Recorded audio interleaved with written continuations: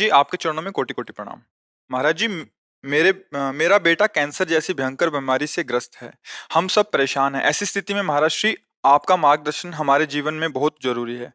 से परेशान नहीं होना, पर मोह के कारण हम परेशान तो हो ही जाते हैं, क्योंकि हाँ, हमारा अपनापन हो जाता है ना कि मेरा बच्चा है।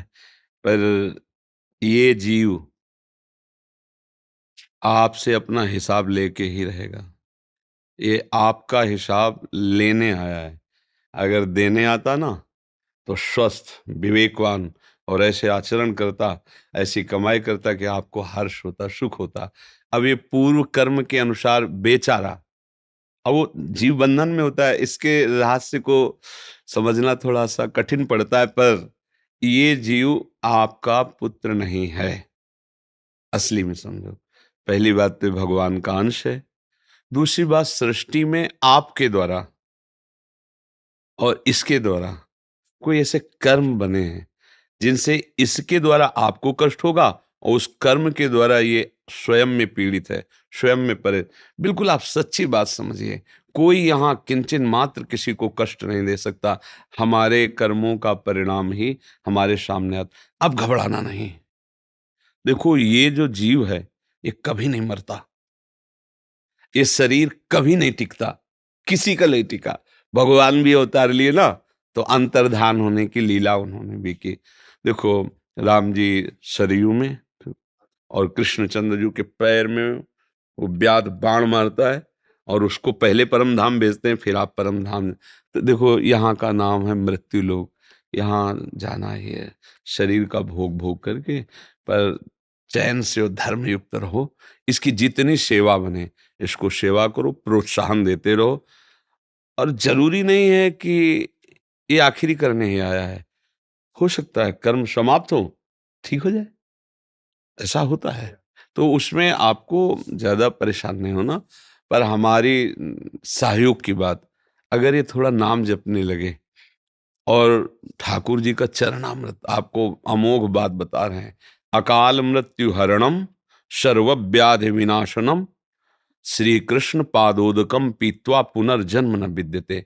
विश्वास की बात होती है ना। अगर आप जैसे बिहारी जू, राधा वल्लभ जू जाइए, वहां चरणामृत मांगे और पात्र दे दीजिए, तो वो कृपा करके दे देते हैं। अब जैसे उस पात्र में मान लो इतना दिया, और आप जल मिला लो 5 लीटर, तो 5 लीटर चरणामृत, सुबह दोपहर शाम चरणामृत पियो और राधा राधा नाम जप करो और ठाकुर जी से प्रार्थना करो कि प्रभु भेजा है तो थोड़ा आपकी कुछ सेवा भी कर लें। अब अभी संसार नहीं देखा, कोई कार्य नहीं किए, और आप ऑफिसर बना के भेजे, तुरंत ऑफिस से बुला ले, तो फिर अगर आप सेवा करने का अवसर दे तो ये जन्म सार्थक हो जाए। और चिंता मत करना, हमारी दोनों किडनी खराब है। लैला, क्या कर लिया, 18 वर्ष हो गए, 18 वर्ष इसका कष्ट सहते हुए। सुबह 5 उल्टी हुई होंगी हमारे।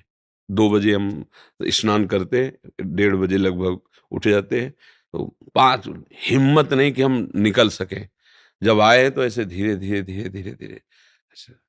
और देखो, सत्संग और सब दिनचर्या चल रही, दोनों किडनी इस हालत में है कि अगर हम अपने को जरा सा छूट दे दे तो वो बिस्तर से ना उठ पावे।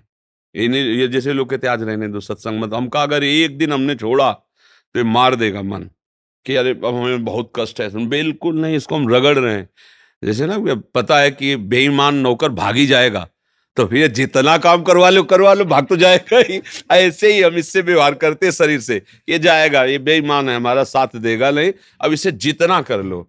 तो माता पिता के रोज चरण छुओ और नाम जप करो, प्रभु से एकांत में तुम स्वयं प्रार्थना करो, प्रभु आप सर्व समर्थ हैं, आप नई सृष्टि रच देते हैं, तो कैंसर क्या आपके लिए है। और चरणामृत पियो, राधा राधा जो बिल्कुल बेपरवाह। देखो, एक बार तो मरना है ये सबको, क्यों है ले, तो घबराने की तो जरूरत है ही नहीं। और हम तुम्हारे दोस्त हैं तो क्या घबराना फिर है रे। अगर दोस्त ना होते तो तुम ना आते हमसे मिलने। तुम्हारे भाग्य हैं, श्री जी के धाम आए श्री जी, तो तुम्हें घबराना नहीं, मस्त रहो। मतलब बिल्कुल हम सही कहते हैं, मस्त रहो। अगर वो चाहे ना, हाँ वो चाहे तो। अब आपसे कह रहे 18 वर्ष हो गए, किडनी फेलियर, आदमी डायलिसिस होता है, क्या क्या कष्ट होते हैं, लेकिन वो अपना चला रहे हैं। तो उनका जो, अच्छा, अगर बुला भी लेंगे, हम एक बात करें, तो हम लोग मोह के कारण थोड़ा कि हमारा लड़का, नहीं तो इससे अच्छी पोजीशन मिलेगी अब। जो हम तुम्हें बता रहे, इसे छोड़ना मत, चरणामृत मत छोड़ना, और नाम जब, अगर कुछ भी ना बना तो आज का जो तुम्हारा एक कर्म बना, यहाँ आना, संत दर्श और सामने संभाषण, यमराज के दरबार में जाने वाली बात तो खत्म हो चुकी है, तुमने लिख लियो।